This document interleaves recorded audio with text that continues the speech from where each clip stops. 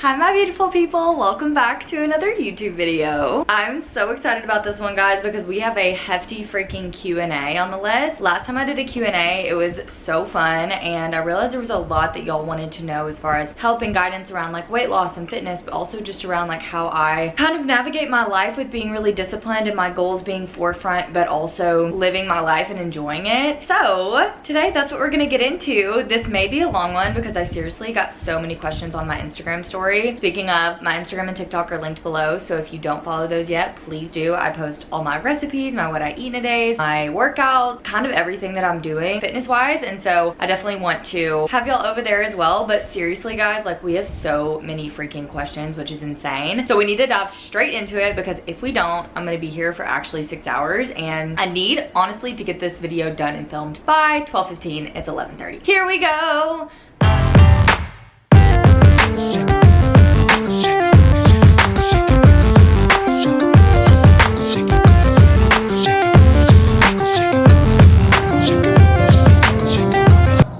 Number one, how much do you let the weight fluctuate before assuming you're gaining weight in a reverse diet? Okay, so if you don't know right now, I'm currently in a reverse diet after losing 8 pounds in like a 5 to 6 week aggressive cut. I'm reverse dieting my calories and increasing my calories back up week to week. I do it really slow, about 50 calories per week or so, but you can obviously like do it however you want. There's not a standard as far as like what you have to do for reverse dieting, it's just preference. But when it comes to weigh-ins, I weigh in every single day to kind of keep tabs on the trends. Because I have been doing this for so long, I really know what triggers my body and what causes increases, and I also know when I'm putting my body in a calorie surplus. And because I track calories so specifically, I know that I'm not putting my body in a calorie surplus. Now when we get to the end of my reverse diet, when we're getting closer to our maintenance calories, obviously there's a chance where it's like, okay, you're gonna be putting your body in a slight surplus, but if you're maintaining your weight, you can keep increasing until you maybe see those trends. And also, depending on what the rate of loss that you lost during your weight loss phase, like for example, I lost about 1.6 pounds per week, which was meaning that I was putting myself around like a 750, 800 calorie deficit. So that kind of shows me like, okay, I'm shooting for maintenance to be like around, because my activity level has slightly decreased, around like 600 to 700 calories over what I was eating in my deficit to lose weight. So that can give you a number to shoot for, and then you just have to weigh in every day pretty much and kind of just track the stats and see what direction your body is moving in. But I wouldn't get nervous whenever you see fluctuations in the beginning. It is going to happen. I have fluctuated up multiple times over the past couple of weeks, but I know that I'm only 100 calories over what I was losing at. There's no way that I'm putting my body in a surplus, so you just have to stay consistent and don't be scared. You've done a calorie deficit, you know how to do it. If you see the point where you're trending upwards over time, just do a quick little calorie deficit, get back down to your goal weight, and then you'll know where you need to maintain at and not go as far as you did. What is your ultimate goal for your cut? So I finished my cut. My goal was to lose around like 5 or 6 pounds, but I ended up losing more than that, which was a win-win. So I lost a total of like 8.2 pounds in my cut, and now my goal is shifting to a little bit of muscle gain while maintaining how lean I am. So that's why I'm reverse dieting, and more so going to work on muscle gain in a maintenance phase rather than putting my body in a strict surplus, because I'm so happy with how I look right now. Yes, I would love to have more muscle on me, but I'm not in a rush to make that happen. That's why I don't necessarily feel the need to bulk. I want to maintain how lean I am, especially across the summer, and then maybe when it gets to the end, I'm never an aggressive bulker. Like, I just don't do that. You can, it's just not my preference. I would rather bulk for a longer period of, I would rather bulk, like do a muscle gain phase for a longer period of time in my maintenance calories and maintain my leanness, so I don't have to go into another aggressive calorie deficit and work on like losing fat all over again, because it's just tedious. And so that's how I prefer it, since I'm not like a competitor, I'm not doing bodybuilding or anything like that. I would rather like maintain the leanness where I feel confident in my body while also putting on muscle slowly. So that's where my goals are right now. What would you recommend someone that wants to be in a cut but also has period loss? I get this question so often, and one, I think that if you're experiencing period loss, the last thing you need to be doing is asking, and this isn't shade at all, but I mean, the last thing you need to be doing is asking advice from people that you follow on the internet. I'm a certified nutritionist and personal trainer. I'm not a doctor. So with that being said, it's outside of my scope of practice to, do I know just from my own personal research, ways to help push you in the right direction to get that back? Yes, but that is not in my scope of practice, and I would be irresponsible if I was giving advice, medical advice, to women on the internet that just need to go to their doctors. If you're experiencing period loss in a cut or in a calorie deficit, you definitely need to talk to your doctor, OBGYN, whoever that you trust with that part of your health and talk to them about what's more important, because your health is more important than any aesthetic goal, and there's a healthy way to do it. So you need to focus on maybe getting that back and promoting your health and making sure your fertility is in check and all of those good things, rather than just a physical goal, if that makes sense. So I would prioritize that over anything. My health is so important to me, and I wouldn't be doing an aggressive cut if it meant that I was losing my cycle. How do I lean out my legs? I tend to carry more weight and muscle in them. Please help. You can't just lean out one area of your body. It either has to be you're leaning out everywhere or you're leaning out nowhere. So if you want to lean out your legs, it's just about fat loss. If you don't like the amount of muscle that you have in your legs as well, which I would love to have even more muscle on my legs. I used to have gigantic quads, you guys, whenever I was lifting, like for my entire split, and I was only lifting really, really heavy, and I loved how my quads looked. But what came along with that and the rest of my body was like I was holding a lot more fat everywhere, and I didn't like that. So it was worth the trade-off for me to lose a little bit of muscle in my legs and in a cut and like get a lot lower on the scale. When I loved my quads, like if I could take my quads from when I weighed 20 pounds heavier than I do now and put them on my body now, I would. I love leg muscle. However, that's gonna take me a really long time to do, just because I did lose muscle whenever I was in a calorie deficit, which is normal. It's gonna happen, and that's okay. You can't just lean out in one area. So like if you want to lean out everywhere, you need to run a calorie deficit. I would say leaning out specifically, like you can scale back on how many times you are weight training in your legs if you do hold a lot of muscle there. So maybe if you're weight training 3 times a week lower body, you can scale that back to like 2 times a week or so. And then just don't worry about lifting as heavy as possible. If you're more so worried about muscle maintenance, you don't have to lift with progressive overload constantly. Like yes, it's important to still push yourself in the gym, I'm not saying that, but maintaining muscle is easier than building muscle, and so it doesn't take as intense training with weights maintain your muscle mass as it does to build it. And so if you're not worried about building it and you want to make sure that you're leaning out, I would do a calorie deficit, maybe scale back on how many times you're doing lower body days if you're doing them a lot, and then just focus on, you know, adding in other forms of exercise, cardio, increasing your calorie burn, and then doing moderate strength training to be able to maintain the muscle that you do have. Any fave high protein vegan snackies? I am not vegan, so therefore I seriously have no idea. Like nothing comes to the top of my head because I seriously never look at that stuff. I'm a dairy queen. Seriously went to the store and bought 4 tubs of Good Culture cottage cheese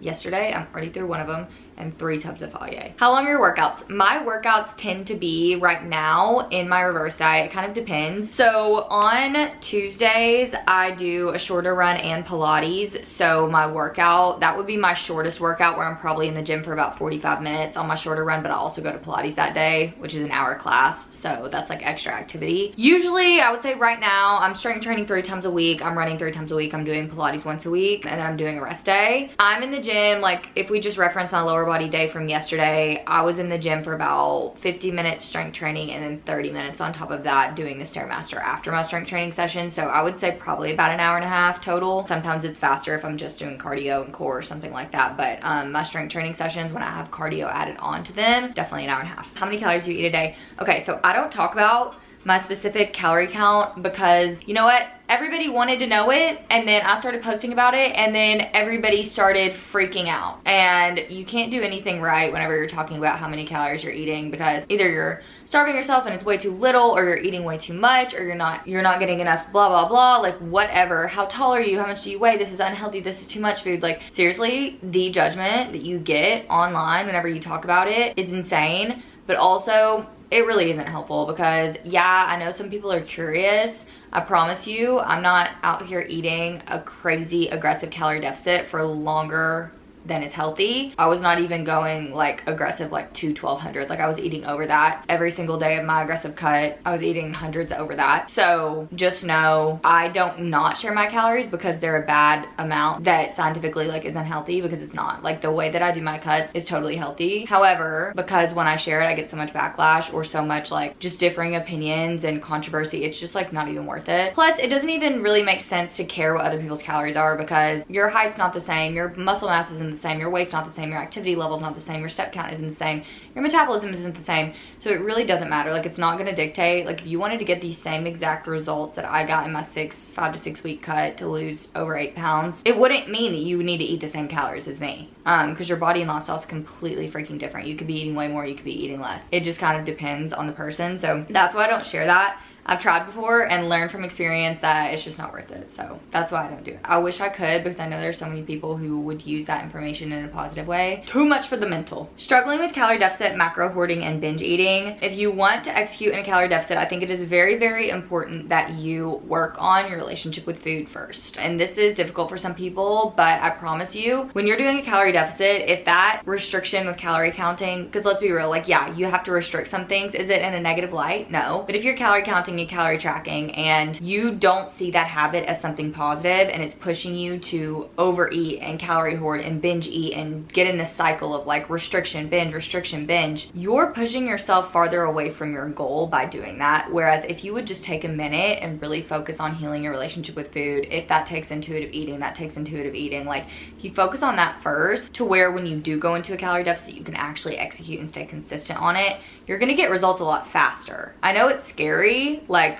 going into intuitive eating or going into like whatever and not tracking your calories and not knowing how many calories are going into your body because you're convinced that, oh my gosh, like I can only get results if this calorie count is going into my body. If that calorie tracking is pushing you to not eat that calorie content anyways because you're overly binge eating all the time and stuck in this cycle, it's not progressive for you. Calorie counting is not a positive for you. So that means that we need to take it away. We need to figure out how to fix the issues first with your relationship with food, and then we need to use it as a tool to reach the physical goals that you have. It's just a trade-off, and honestly, it's gonna happen faster when you do that than if you just try to force yourself to endlessly calorie when you know it's not working for you mentally. Next one, okay, I love when y'all ask me little personal questions. I'm like, someone cares about my life. Are you psyched about Texas? I am so excited. So if y'all don't know, I'm moving to Dallas in two weeks from yesterday. Also, it's crazy because the townhome that I fell in love with, that's like perfect, so big, it's in our budget, it's in a perfect location for my husband's work, it's like has a backyard for a dog, it's beautiful aesthetic for my videos, like it checked all of our boxes.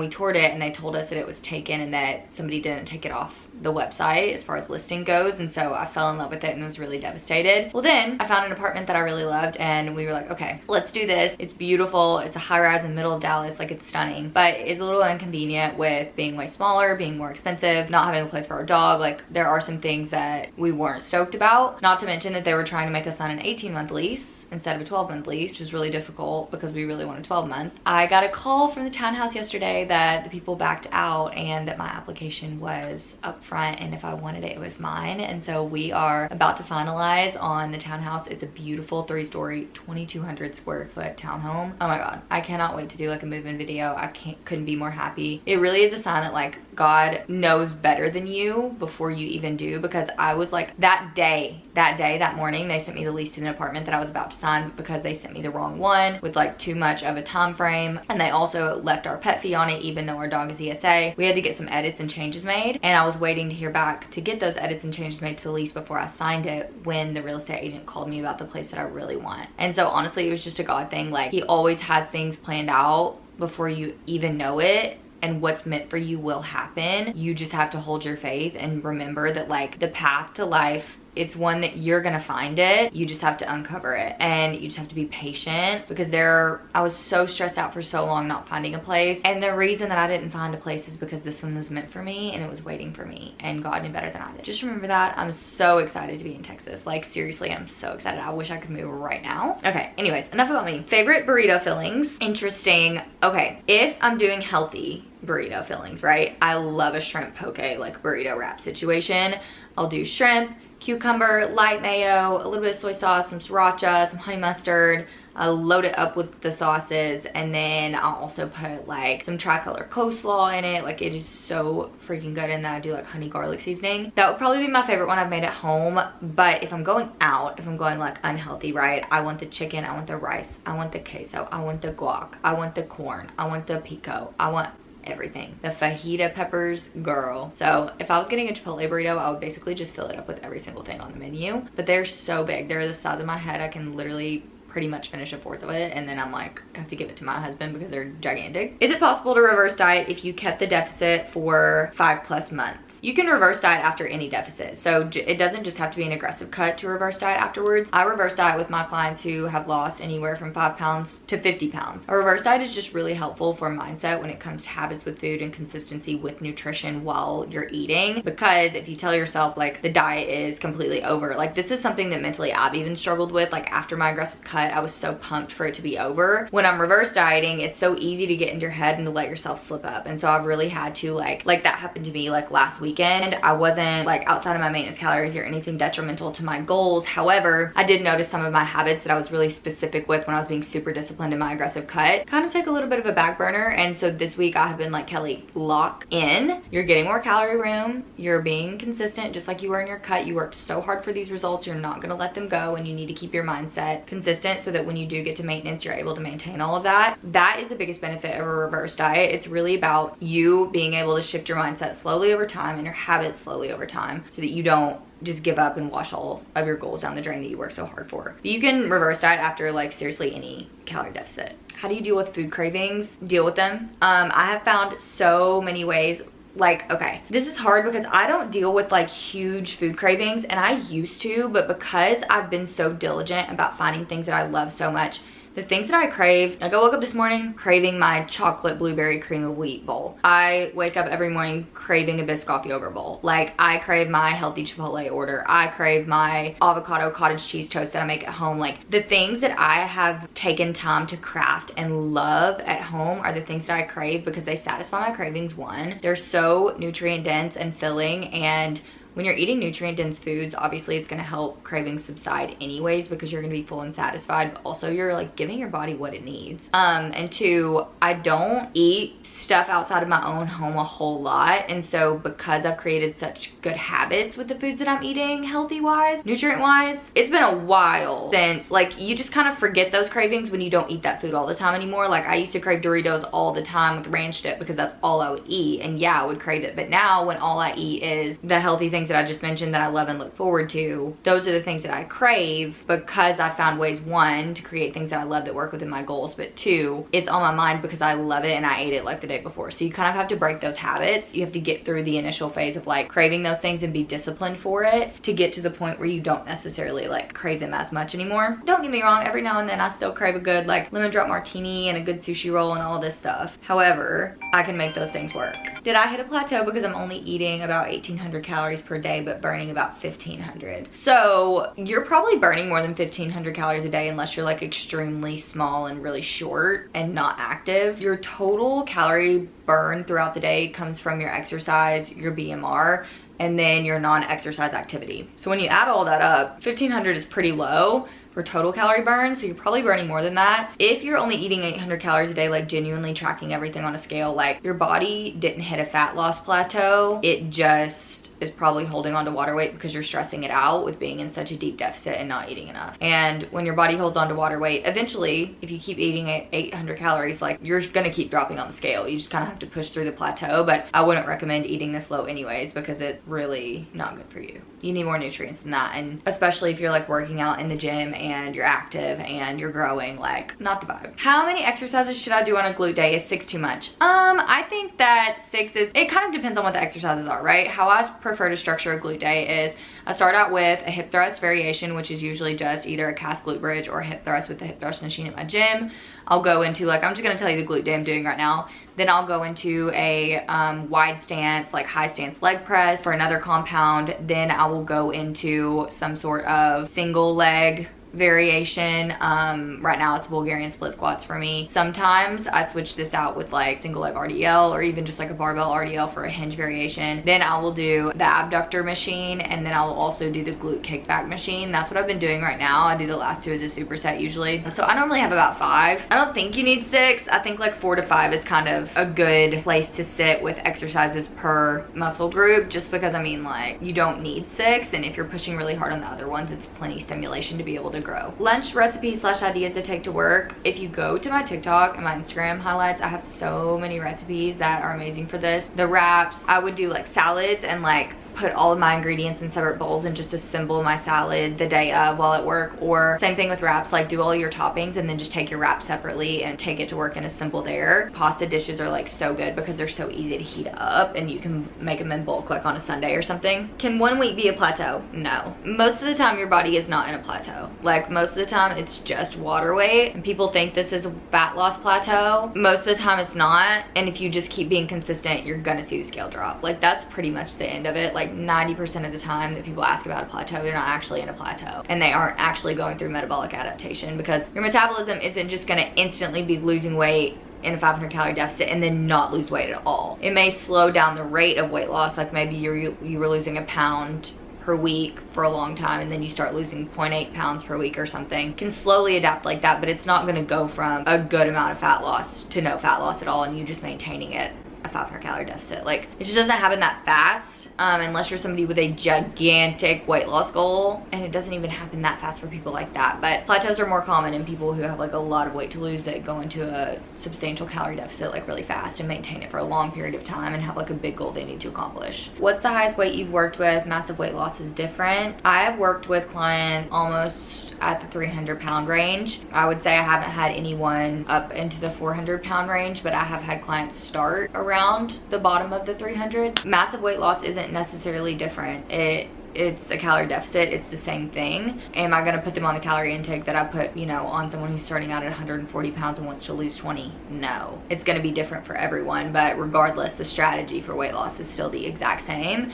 It's about adapting an activity level that you realistically can accomplish, aligning that with the calorie deficit that works for you as far as putting your body in a substantial deficit per week so that you can see the scale drop, and working on maintaining as much muscle mass as possible with a high protein diet and strength training to some sort during that routine. So those are the basics. How do you manage invasive questions about your cut/weight/diet from others? Honestly, I will say when I first started social media, I was like so nervous. I just didn't used to be as secure in myself, and when I really started becoming so secure in myself and my body and my health and my own decisions and my confidence, don't get me wrong, there are some days where obviously we all have that, but managing questions, like if it's a question that I don't want to answer, I don't answer it. I have my platform to help women, and I do that in ways that I feel like are responsible on the internet, and I'm not gonna exceed those boundaries just because people want to know all of this information. If it's something I don't want to answer, I just don't respond. If it's something I don't feel like is responsible for me to answer, I'll say that, or I'll just not respond. And there's a lot of things that I don't really consider invasive, right? Like whenever somebody's asking me about my period, like I get questions about if I've lost my cycle during this cut, and I'm gonna be honest, no. Like I'm gonna be honest and say that because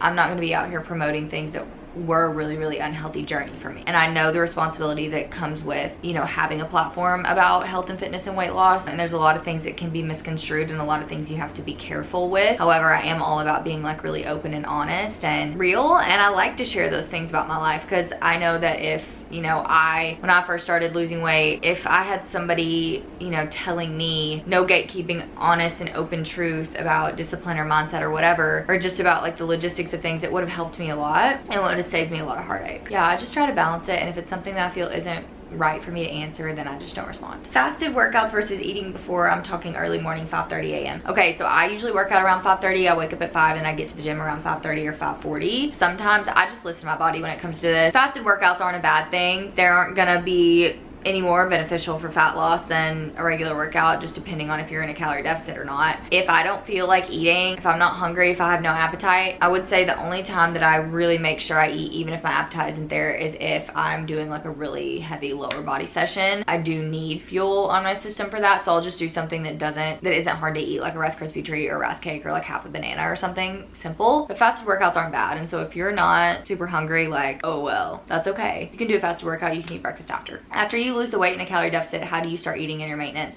Basically a reverse diet. So where I'm at right now, I'm gradually building up my calories over time. I'm doing around 50 to 75 per week. It kind of just depends on the week and how I'm feeling. Like what my data is telling me, I make those decisions based on that. I don't just like make decisions impulsively, but yeah, reverse diet, back up to maintenance, and then you're good to eat at maintenance. At what point is a goal weight too low? I mean, you can easily Google healthy body fat percentages or healthy weight ranges for your height and age on Google, and I would kind of just make sure, you know, that you're staying within the essential body fat for a woman. 13% body fat is where it gets like, you know, really unhealthy when it comes to body fat percentages, as far as you being too low and not having enough body fat on you. You can use that as a standard. 14 to 18 is like super lean, and then after that you kind of go from there. How do you reduce bloating? Help, because body image sucks. I make sure that I'm cutting out foods that do not agree with me. So I used to drink these like really good freaking milkshakes all the time with this ice cream that I love. They would bloat me so bad, and sometimes if I still really want it, like maybe I'll have it every once in a while, but I'm not having it every single night when it doesn't agree with my body. And so if I notice, I kind of take time to like weed things out, and if I notice something isn't working good for me and isn't like agreeing well with my body, then I just like completely cut it out and find an alternative, because feeling like that is so uncomfortable. That's how I did it, and I just eat foods that agree with me. So it kind of takes time, but you'll figure it out. Just start taking away things that are causing that and kind of figure out where the problem area is. Is calorie deficit for fat loss possible for already high level athletes? Yeah, absolutely. And it's probably easier, honestly, because if you start tracking your food and regulating it, if you're already so active and that's part of your daily routine, putting yourself in a slight calorie deficit is going to be pretty simple. And since that activity is already there, it's just going to kind of start happening with fat loss easily. So favorite dessert / sweet treat to indulgent? Ooh, I love this question. I love answering this from two perspectives. My favorite healthy dessert that I eat a lot is either probably my frozen cottage cheese bowls that I make with like an Oreo twisted dough base, and then I freeze them and put some fruit on them. It's so good. But if we're going like indulgent, Whole Foods has this berry chantilly cake. It's like a white cake. It has like this beautiful whipped white icing on it. It has a layer of berries and like some strawberry jam or something. Oh my gosh. That is one thing that's like, it's in front of me. I'm caving every time, I promise you. It is so freaking good. If you haven't had that, go pick up one from Whole Foods. They also have like little baby ones you can try, but that's by far my favorite dessert I've ever had. Ever. Can I drink coffee every day? Girl, yeah. I drink a Milani every day. I drink some sort of caffeine every day. I'm a caffeine addict. Have you had hair thinning when losing weight because low-key freaking out? Okay, this happened to me whenever I went vegetarian, whenever I was like uneducated and like 15. I was not getting enough protein, and I was like, I went from eating meat all the time to being a vegetarian and for like 3 months and eating no protein, because I didn't know how to get protein sources in without meat and to make sure that I was hitting those goals. And my hair, I lost like half my hair. I went to the doctor and she told me, you're growing, you can't do this. You have to go back to either making sure you're getting enough protein or eating meat. And I did, and my hair grew back, but it took a while, and seriously, I lost like half my hair. It was so thin, it was awful. So you have to make sure you're eating enough protein whenever you're in a calorie deficit or whenever you're trying to lose weight, because that's another thing you'll probably experience that is not fun. How to handle judgment from others when you don't eat the unhealthy catered lunch at work? I will preach this until the day that I freaking... People that judge you for caring about your health and making decisions are projecting because they wish they were disciplined enough to do it. That's all. I've never met a person who comments on what somebody else eats whenever they're secure in their own eating habits, their own self, and their own body or whatever. I've only met people who comment on it because they're so insecure about their own choices that they have to project that and make other people feel bad about caring. So that's that. Like, for real, I don't put up with it. I ignore it. I'm so confident in myself and my choices with food, and have completely freed myself of, I mean, not completely, obviously we all have insecurity, with the amount of confidence I've gained, the amount of discipline I've gained, the amount of personal improvement that I've gained from my health journey, my weight loss journey, like being a fitness girl. It's changed my life, and I will never apologize for that. And whatever people have to say about it, I seriously don't care, because the benefit of how much it has improved my life is worth every single comment. If I had to listen to one every single day, like, I seriously couldn't give two craps. You just have to get to that place where you fake it till you make it, and eventually you'll get to where I am, where you're literally like, I don't care what any of y'all have to say, like, I'ma do me. Because the thing is, like, I've never felt the need to comment on what anybody eats whenever I'm with them when they're not doing what I'm doing. And that's because I'm secure and confident in myself, my habits with food, my body, the changes I'm making, my disciplined routine. I'm so secure and confident in that. Why would I care what anybody else is doing? Their habits are not affecting me. That's that. They're probably just wishing they were doing it. Would love to hear more about the reverse dieting process and how long this takes. So I know I've talked a lot about it already and covered that, but as far as how long it takes, really, I would say probably around, like, I would project mine to take probably like 6 or so weeks. Kind of just depends on how much I increase my calories, but I would say like a standard is like anywhere from like, okay, maybe like 5 to 7 would be like a better standard to do. Advice for making time for the gym even when you're extremely busy.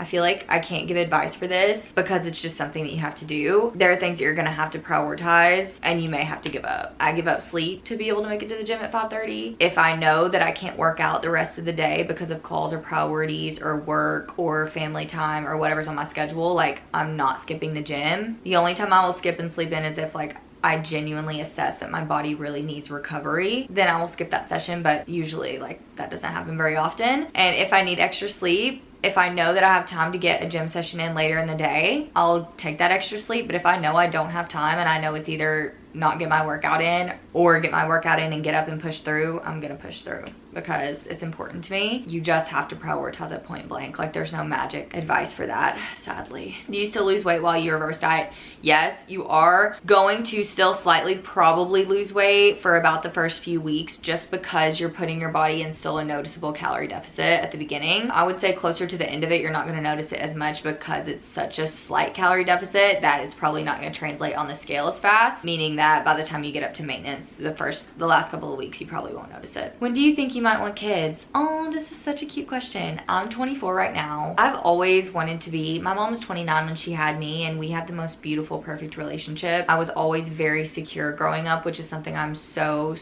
thankful for. My family was very financially secure. They were settled down, that my parents were, you know, I was at the wedding, but I was like 3 months old. So like they were married while I was growing up. I had a really good childhood and a really good life, and they were able to give me all of the things that I asked for, basically. They were able to let me have birthday parties and able to let me travel with them and able to let me do all the sports that I wanted. And that's something that's really important to me, not to mention that I love my life so much right now, and I'm so grateful for that, like so beyond blessed. And I am really valuing the time that I'm spending dedicating towards like my own success in my career, building my business. And I know that right now it's just not feasible as far as time goes, because if I want to keep growing and I want to keep putting like myself and my success first, I'm not going to be able to do that with the baby. And that's okay. There's a time and place for that too. I just don't think I'm ready for that yet, because I'm still being a little bit selfish. And you know, I know it's kind of that thing where it's like once you're a mom, you're never not a mom again. And so I just want to make sure that I'm like closing this chapter of my life content with like being at the point where I'm never gonna not be a mom again, you know. 100% want to be a mom. My mom is the most valuable person in my life right beside my husband. I'm so thankful for her, and I want that relationship for myself and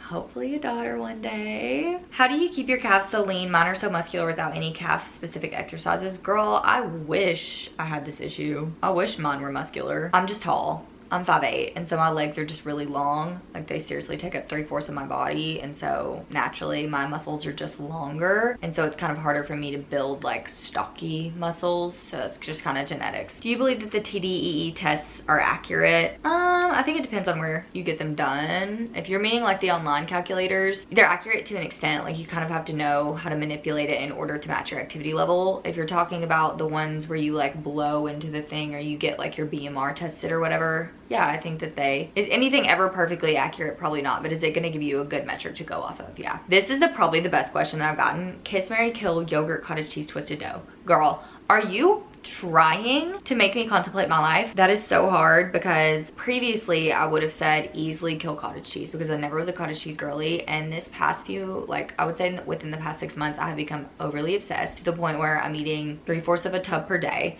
I'm eating it more than my yogurt, which is insane. I'm making cottage cheese bowls that rival my yogurt bowls. However, I just don't know if I could give up any of these things. I'm going to kiss cottage cheese because we're newfound lovers. I haven't loved her forever. I'm gonna have to marry yogurt because I've always been in love with her and she's drastically changed my life.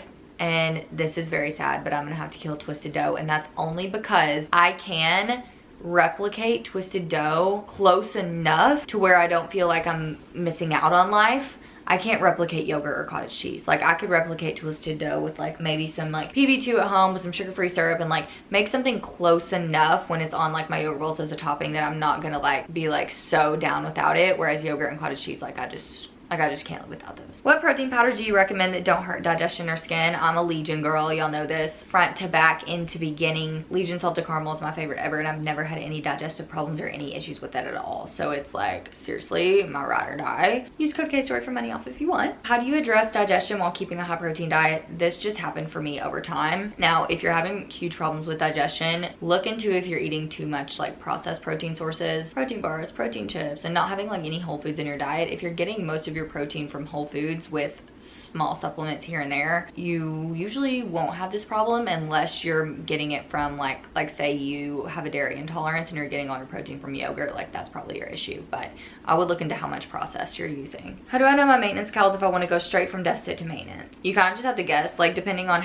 at what rate you've been losing. Like if you've been losing a pound per week, your maintenance is probably around like 500 calories over your deficit target because of the rate that you've been losing at. How do you manage food noise? Used to have such bad food noise, and it's because I was never prioritizing protein or volume in my diet. I make decisions now on what I'm gonna eat based on what I'm gonna walk away with, one, feeling full and satisfied from because of the protein count, the fiber count, and how much volume is in it, because that cures my food noise instantly every single time. And that's why y'all see like in my what I eat in a day, it's like I really just don't snack that much.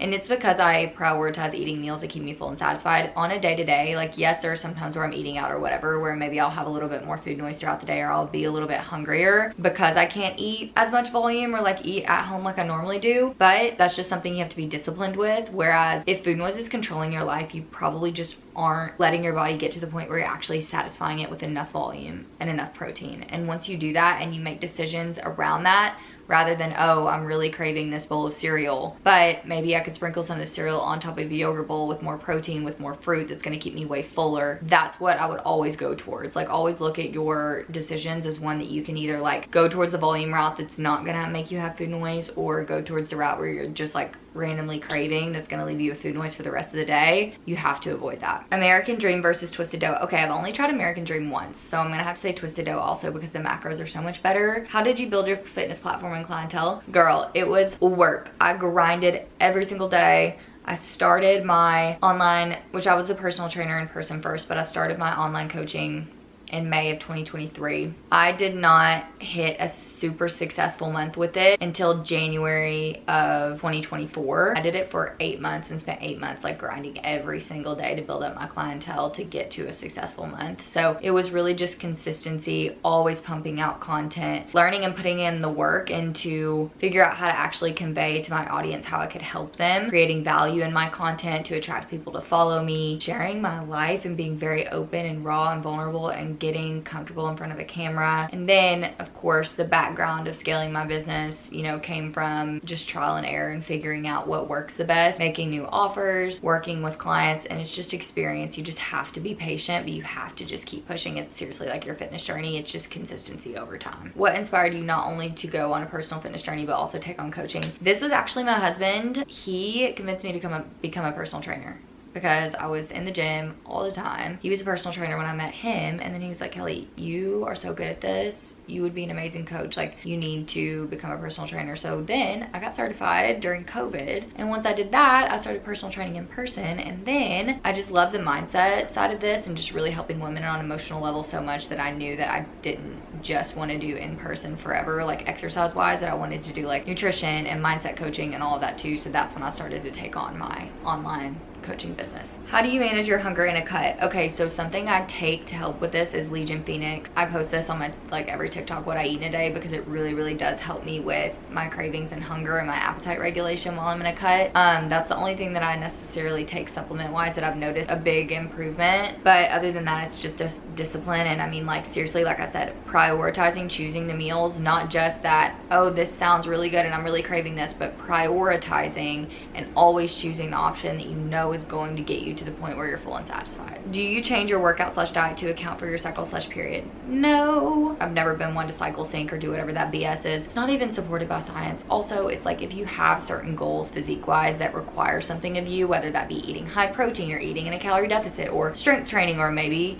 Pilates or maybe walking or like whatever your goal is, it's gonna require some sort of specifics as far as your activity and your diet goes. And if you change that every time depending on what your cycle looks like, you're not going to be consistent enough over time to be able to like get to those results as efficiently as possible. So it just doesn't make sense. Will you or can you do a printout of recipes of what you are eating while in a cut? Full details ?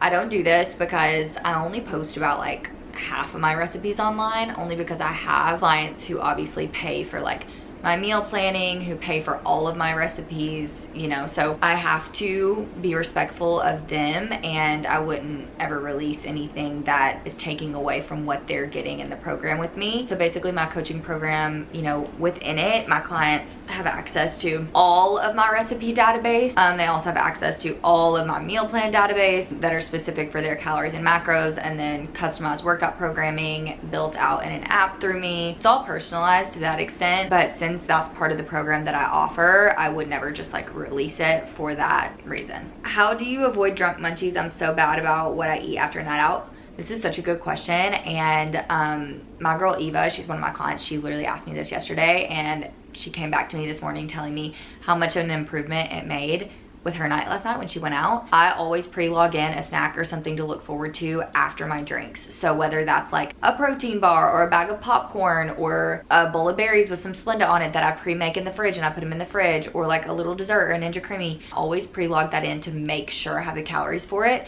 And then it's easier to kind of like not make stupid decisions around food while you're out drinking, because you have something to look forward to whenever you get home. Always what I do, and it worked wonders. Mindset shift to crave the long-term results and satisfaction, not immediate gratification. This is huge, and it is so easy to make this shift once you follow through long enough and prove to yourself how much positivity and how much change and how much pride comes from achieving the goals that you have. If you welcome the opportunity to impress yourself and you say, I know this is gonna be hard, but as soon as I get that feeling and I get that high and I get those endorphins off of doing what I say I'm gonna do, then you gain the experience of realizing this is 110 times more addicting and more fun and more worth it than going back on my goals and being disappointed the next day. Then you get the experience of proving to yourself like, oh, when I delayed that gratification, the gratification that I got after that because I delayed it was 10 times what I would ever feel if I gave up and self-sabotaged. When you finally follow through for that and you realize how amazing that feels, you will keep doing it every single time. And I always remind myself, and I'm intentional with myself in the way that I think in real moments. Like last night, for example, we were out eating with our friends and we were doing a little celebration, and I had pre-logged in the amount of drinks I wanted to have. We had calories on the menu, so I pre-logged in the meal I was gonna have. Sometimes there's just thoughts in your head of like, oh, like maybe I do want another drink. And immediately I had that conversation with myself and I was like, Kelly, you know, you set out a plan for yourself. You worked all day to make sure that you could accomplish it. You put the time and effort into planning it so that you could be successful. Execute, because when you wake up tomorrow, you're gonna feel so much better that you did what you said you were gonna do that works within your goals. And exactly that happened. I woke up this morning and I was like, ugh. See, that wasn't even that hard, and I'm so thankful that I did. And the happiness that I felt from that is always 10 times more worth it than not being disciplined and not doing what I say I'm gonna do. And now there's a time and place. Sometimes I go into things with the intention of like, this is a celebration day, like my birthday, for example. I go into that day where I'm like, I don't care about calories. I don't care about goals right now. Like, I have 24 hours to celebrate myself, and I'm gonna do that. And I'm gonna be happy, and I'm gonna wake up the next day and be happy I did that too. It's a lot easier to enjoy those times whenever your default is discipline and follow through. What made you want to help others on a weight loss journey and make it your job? Seriously, I love this question because there's nothing more fulfilling to me than seeing my clients persevere and do what they say they're going to do, because I have seriously benefited myself and seen myself grow so immensely. All of the effort that I've put into my fitness journey, yes, it started out as me wanting to lose weight. Me following through for myself, me doing what I say I'm going to do, me proving myself capable has bled into every other part of my life, into my faith, into my family, into my marriage, into my career, into my content creation journey, into me moving cities and branching out and doing new things and not being scared. And building that confidence has changed my life, and there's nothing more that I want for women who need my help than to replicate that exact same thing in their life. And being able to watch them grow and use my mindset shifts or tactics or like, you know, obviously like physical coaching help to show themselves that they can do what they've been wanting to do for so long, there is nothing more rewarding. And it is seriously like my passion, not only that, but my calling. And I've felt so called ever since I started helping women in general. The gratification that I get from that is unlike anything else. I was determined to make it my career because of how rewarding it is. So with that being said, that is kind of the last question on this video. To wrap that up, if you're a woman who feels like that's what you're missing, that you need the mindset shift, you need the accountability, but you also want to kind of reach that peak level of, I'm finally gonna do what I'm telling myself I wanted to do for so long, what I've been telling myself that I want to do for so long, but you need help in the right direction in order to accomplish that, and you want to pull the trigger, like, please, please, please look at the application below for my permanent weight loss coaching program. It's not just about like, yes, it's about weight loss. It's about creating the physical results that you want, and we will do that. But we're also going to completely transform your mentality and your mindset and your confidence as well along with it, which I would argue when you get to the end of both of those goals, you're gonna realize that they're both equally important. Apply down below and I'll reach out if you do submit an application so we can chat about getting started and how that works. I usually reach out over text, so you can expect that if you fill out the application. And then of course, follow my other socials below. My Instagram and my TikTok are linked. And I would love to have you on all of those channels too. I love you guys so much. Thank you for having me. Subscribe and like this video if you don't mind, and I'll see you next week. Bye.